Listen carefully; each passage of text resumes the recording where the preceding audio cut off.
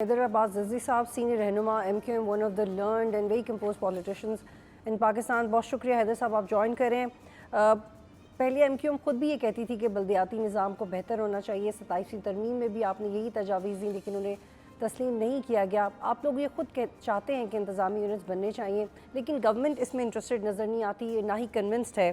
क्या नए इंतज़ामी यूनिट्स पे बात रुक जाएगी या बल्दियाती निज़ाम ठीक हो जाएगा? क्योंकि जो पंजाब में बल्दियाती निज़ाम की एक नई कोशिश है कि इंतखाबात करवाए जाएं, क्या ये डाइवर्ट करेगी इस बहस को जो छिड़ गई है?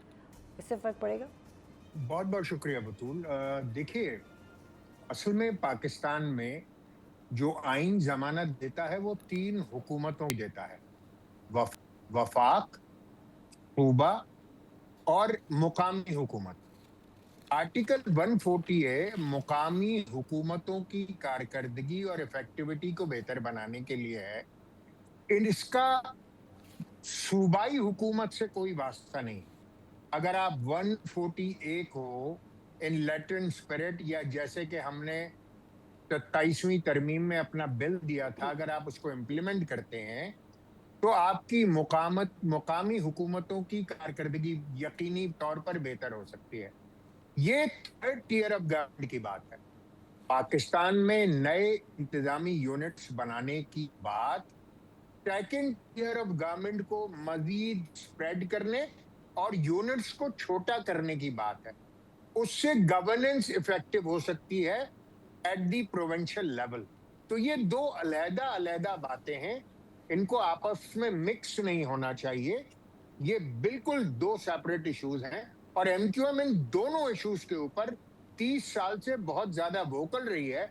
हम बहुत शुक्रगुजार हैं अवाम पाकिस्तान के कि अब वो इन दोनों इश्यूज को बहुत अच्छी तरह समझते हैं। वो न सिर्फ आर्टिकल 140 की लैटिन स्पिरिट इम्प्लीमेंटेशन के कायल हैं, बल्कि पाकिस्तान में नए इंतजामी यूनिट्स बनाने के लिए भी पूरे पाकिस्तान में फजा बिल्कुल साजगार है।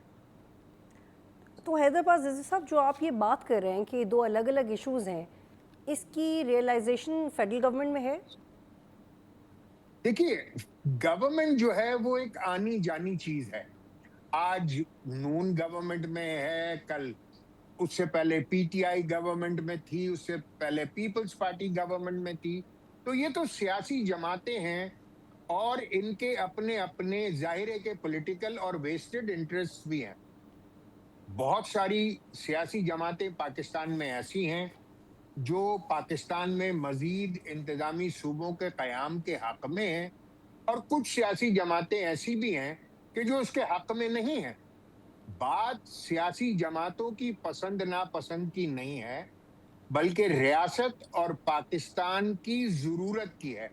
अगर हम अपनी गवर्नेंस को बेहतर करना चाहते हैं, अगर हम फिस्कल गवर्नेंस को बेहतर करना चाहते हैं और नेशनल सिक्योरिटी को इंश्योर करना चाहते हैं, तो हमें नए इंतजामी यूनिट्स की तरफ जाना होगा। अब लोगों की पसंद नापसंद से कोई फर्क नहीं पड़ेगा, क्योंकि आम तौर पर जो सियासी जमातें हैं, बड़ी बदनसीबी है कि वो डायनेस्टिक हैं और उनके वेस्टेड इंटरेस्ट भी हैं। तो शायद इंतजामी यूनिट्स उनके जाती मफादात पर ज़र्ब लगाते हों, मगर तकरीबन बड़ी सियासी जमातें जिनकी तादाद जो ज्यादा है वो पाकिस्तान में मुकामी सूबों के हक में है।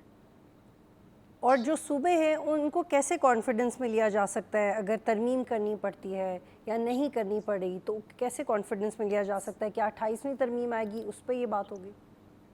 देखिए, यकीनन एक तरमीम तो रिक्वायर्ड हैं और उस पर डिस्कशन भी रहा है। तो जाहिर है कि इसी पार्लियामेंट में एक उमूमी बहस होगी और जाहिर है उसके बाद यही पार्लियामेंट जो है उन तरामीम को पास करेगी और नए यूनिट्स के क़याम को यकीनी बनाएगी आईनी तौर पर। सब्सक्राइब करें और बेल दबाएं ताकि कोई खबर रह न जाए।